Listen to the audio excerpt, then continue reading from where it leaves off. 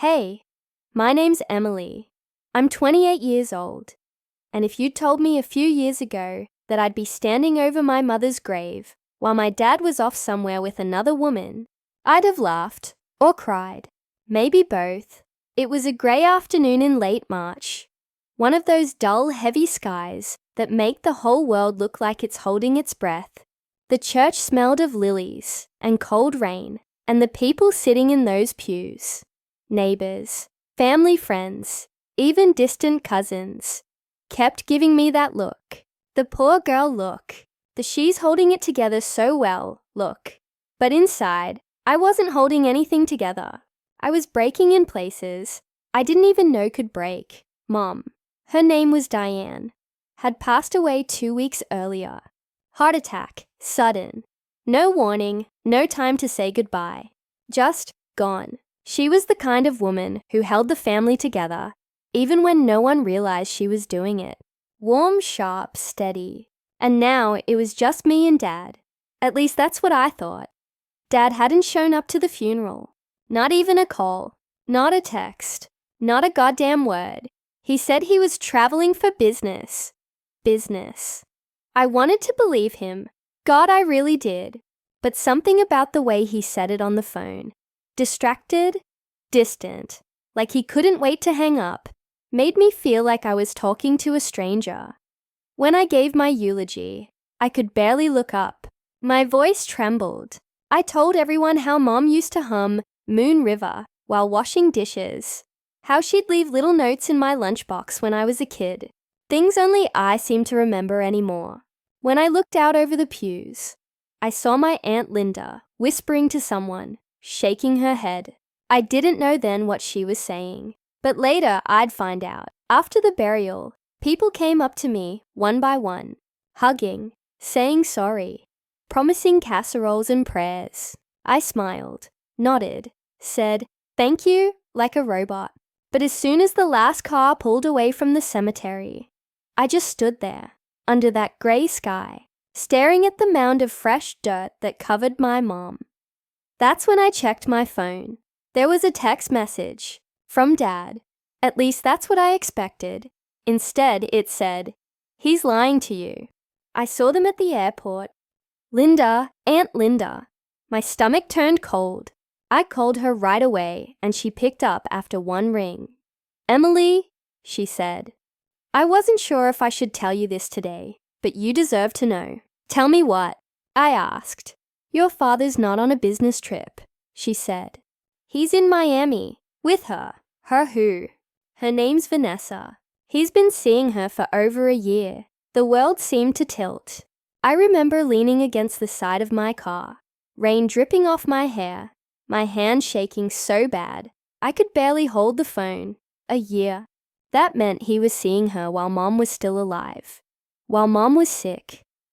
I hung up without saying anything, drove home in silence, my hands gripping the wheel so tight they turned white. That night, I sat in the living room, surrounded by half-open sympathy cards and cold coffee. There was this framed photo of Mom and Dad on the mantle, taken in 1995, at the lake house. They looked so happy. She was sitting on his shoulders, both of them laughing like kids. I couldn't look at it anymore. I took it down, and that's when my phone buzzed again. Blocked number. No name, just a message. "Emily, sweetie, don't trust him." I froze. The words hit like ice water. And then, right under that, was a picture. It was blurry, like it had been taken in a hurry, but I could still make it out. Dad, standing by a beachside hotel, holding hands with a woman in a red dress. The timestamp? The day of Mom's funeral. I didn't know who sent it. I didn't know how they got my number, but I knew one thing for damn sure. Someone wanted me to know the truth. And once I saw that picture, there was no going back. That night, I didn't sleep. I sat there scrolling through old photos, rereading text messages from Mom, and replaying every conversation we'd had in the past year. She'd been quiet lately, withdrawn. She used to talk to me every day, but toward the end, her calls got shorter. She'd say things like, "Your dad's been working late again," or I think your father's hiding something, but I can't prove it. At the time, I brushed it off. Thought she was tired. Now it felt like she'd been trying to tell me something all along. Around 2 a.m., I got another message. This one made my skin crawl. Check the drawer under her nightstand. No name. Same blocked number. I stared at the phone for a long time. Then I got up, walked down the hall to my parents' room, and opened the door. The smell hit me first. Her perfume. Faint but still there, like a ghost that refused to leave. I walked to the nightstand, opened the drawer, and inside was an old envelope. It had my name on it. Inside was a folded letter, written in Mom's neat cursive. The paper was dated 2 weeks before she died. I sat down on the edge of the bed and started reading. Emily, if you're reading this, something's happened to me. And if that's the case, please listen carefully. Don't believe everything your father tells you. He's been seeing someone named Vanessa. I didn't want to tell you because I hoped he'd end it, but now I'm not sure what he's capable of. Be careful, and whatever you do, don't confront him alone. My vision blurred. My hands shook. Mom knew. She knew about the affair, and she was scared. When I finally looked up, the house felt different. Colder, emptier, almost hostile. Like the walls themselves were keeping secrets. I stayed up till morning, reading that letter over and over. By sunrise, one thought burned in my mind like fire. My father wasn't mourning my mother. He'd already replaced her, and whoever sent those messages wanted me to finish what Mom started. I didn't even brush my hair the next morning. Just grabbed a jacket, got in my car, and drove. I didn't have a plan, just anger. And that'll take you farther than you think. Dad was supposed to be on a business trip, remember? So I did what anyone with half a brain and a phone does. I tracked his location. I'd set up the Find My feature months ago when Mom got sick, just in case of emergencies. He'd forgotten to turn it off. Miami Beach, Hotel Valencia, room 210. The exact same hotel from the photo I got last night. I sat there in the parking lot, staring at the screen, my pulse thudding in my ears. It didn't even feel real, like I was watching someone else's life fall apart. But then I looked up, saw the palm trees, the sunshine, the goddamn seagulls circling like nothing had happened. And I realized it was real. All of it. I checked into a cheap motel 2 blocks down, threw my bag on the bed, and started digging. I looked up Vanessa's name. Didn't take long. Her Instagram was public. She'd been posting pictures for months. Fancy dinners, champagne glasses, a yacht trip with my love. And there he was, my dad, in almost every photo. My chest hurt so bad, I thought I was gonna be sick. He wasn't even hiding it. Mum had barely been gone 2 weeks. And there he was smiling under string lights, with his arm around a woman half her age. I scrolled further. The oldest post was from last year, on my parents' anniversary. She'd written, "To New Beginnings." He'd liked it. I shut my phone and just sat there, shaking. Then I thought about that letter Mom left. The warning, don't confront him alone. So I didn't. I called Aunt Linda, told her everything. She didn't sound surprised. "Emily," she said quietly, "there's something else you should know. Your mom didn't just die from a heart attack. The doctor said it was stress-induced, but she'd been fine at her last checkup. The timeline doesn't add up." That made me go cold. "You think I'm saying," she cut in, "don't assume anything. But if she knew something, if she tried to confront him, maybe it wasn't just stress." My hand went numb around the phone. I hung up and stared at my reflection in the motel mirror. Pale, messy hair, dark circles. I didn't even recognize myself. I waited until late evening before walking to that hotel. The lobby was bright and golden, full of people who looked like they'd never buried anyone they loved. I kept my head down, found the elevators, and rode up to the 2nd floor. My heart was pounding so hard, I could hear it echo. Room 210. There it was. I stood outside the door for a good minute, palms sweating. Then I heard laughter inside, his voice, and a woman's giggle. I didn't knock. I just walked away, not because I was scared, but because I knew walking in there would change everything. Back in my car, I watched from a distance. I saw them come out an hour later, Dad wearing a Hawaiian shirt, Vanessa in a sundress, her hand slipped into his like it belonged there. They looked like any other couple on vacation, and that's when the idea hit me. Revenge doesn't always have to be loud. Sometimes it's quieter, smarter, lasts longer. Mom's house was still under his name, but the will hadn't gone through probate yet. And guess who had her original documents? Me. That night, I started piecing together the truth. Mom had owned more than just the house. She had bonds, savings accounts, and some land she inherited from her parents, all tied up in legal paperwork that Dad didn't seem to care about. I called her old lawyer, Mr. Cooper, and told him I was ready to update her estate records. He hesitated at first, but when I told him what was happening, he said, "Your mom came to see me a month before she passed. She changed her will. That floored me." "Changed it how?" "She took your father off it entirely," he said. "Left everything to you." My heart almost stopped. "She didn't tell me that. She wanted to," he said softly. But she was scared. I thanked him, hung up, and sat there in the dark motel room with one thought spinning around in my head. Dad didn't know. He thought everything she'd owned still belonged to him. And now, I had the power to take it all away. The next morning, I went back to the house, walked through every room, like I was seeing it for the first time. The kitchen where she used to bake pies on Sundays. The garden she planted from scratch. Every inch of it was hers. Not his. Hers. There were still traces of her everywhere. Her handwriting on recipe cards. Her perfume in the bathroom. Her old robe hanging on the back of the door. And for the first time in weeks, I didn't cry. I felt focused. Cold. Steady. I opened her filing cabinet and found everything Mr. Cooper mentioned. Bank statements, titles, deeds, proof that Dad was officially cut out of the will. If he thought he'd come home from his Miami getaway and start selling off her things, he was in for a surprise. But before I could process it all, my phone buzzed again. Same blocked number. "He's coming home early. Be ready." That made my skin crawl. Whoever was texting me, they knew too much. That night, I set up cameras in the living room and kitchen. Not because I planned to spy, at least not yet, but because I wanted proof. Proof of how he'd act when he walked into that house again.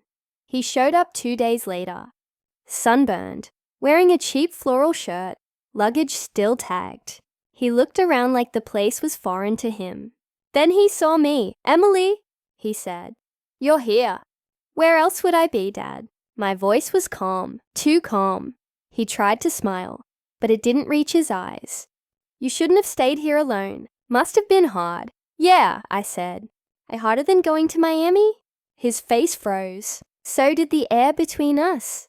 "What are you talking about?" he asked, pretending confusion.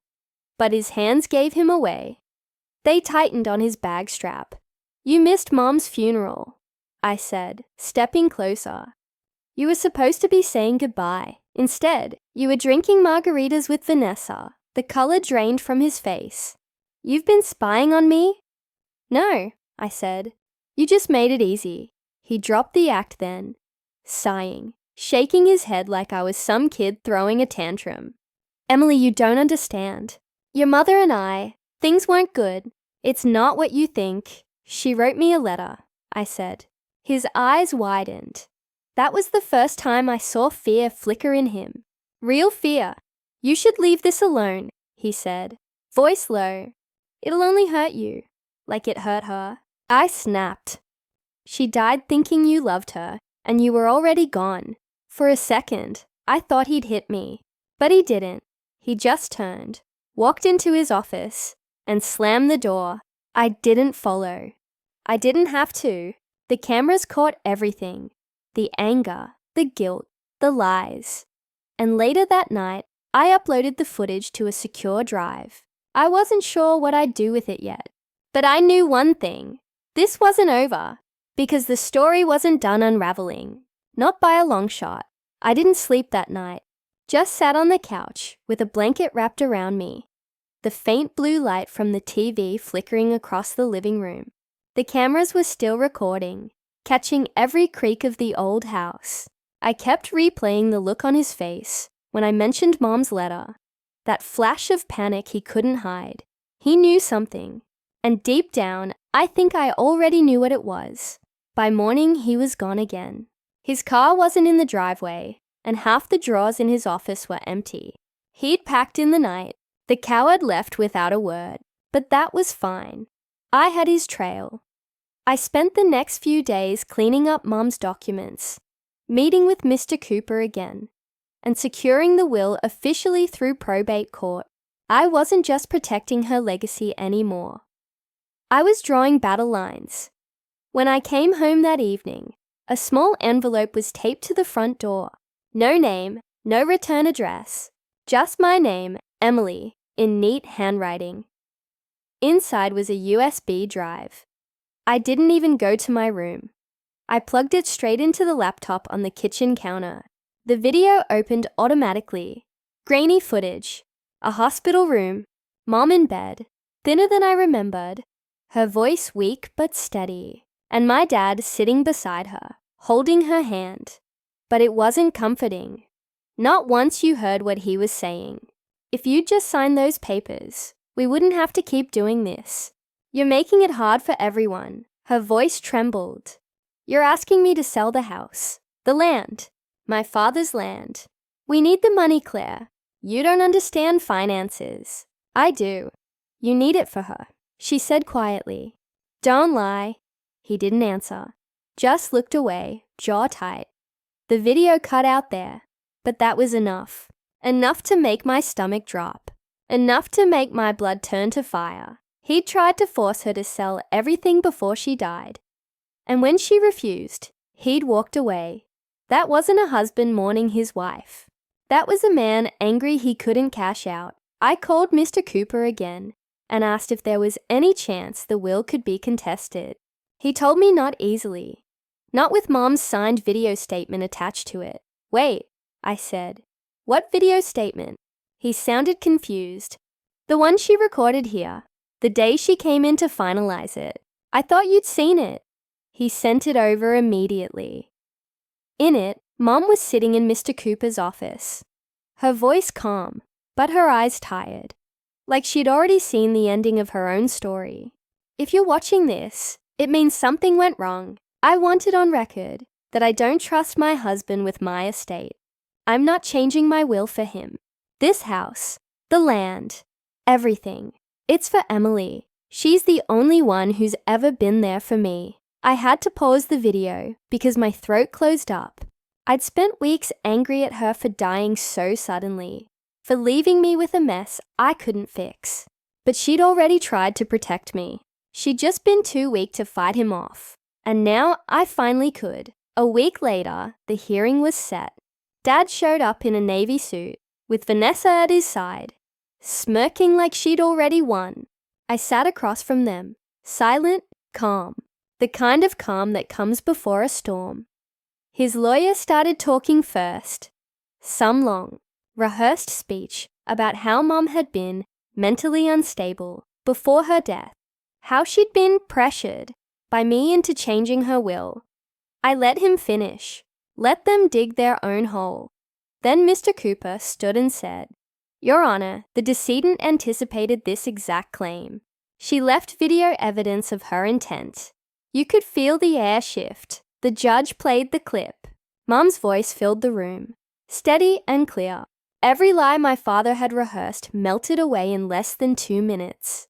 Vanessa's smirk vanished. When it ended, the judge said, The court finds the will valid and binding. All assets are to remain with the beneficiary, Emily Carter. That was it. Just like that, it was over. Dad didn't even look at me as they left. He brushed past, face pale, jaw locked, Vanessa whispering something frantic beside him. But I wasn't done yet.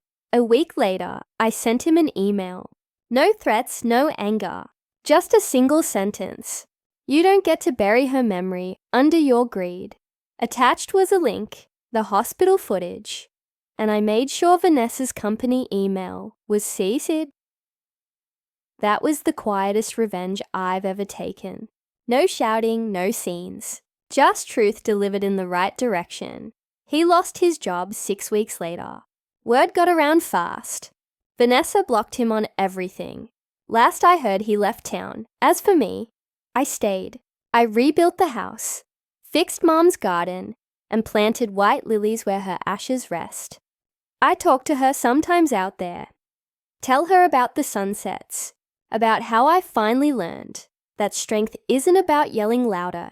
It's about knowing when to go silent. The texts stopped coming after that final day. Whoever was sending them, maybe it was someone who cared about her. Maybe it was fate. I don't need to know. All I know is, I got one last message a month later. She's proud of you. No number, no trace. I still keep that phone. Every time I hold it, I can almost hear her voice.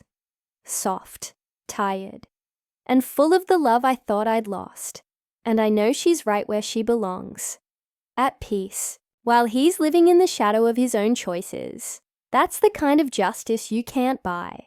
The kind that doesn't make headlines, but heals everything that really mattered.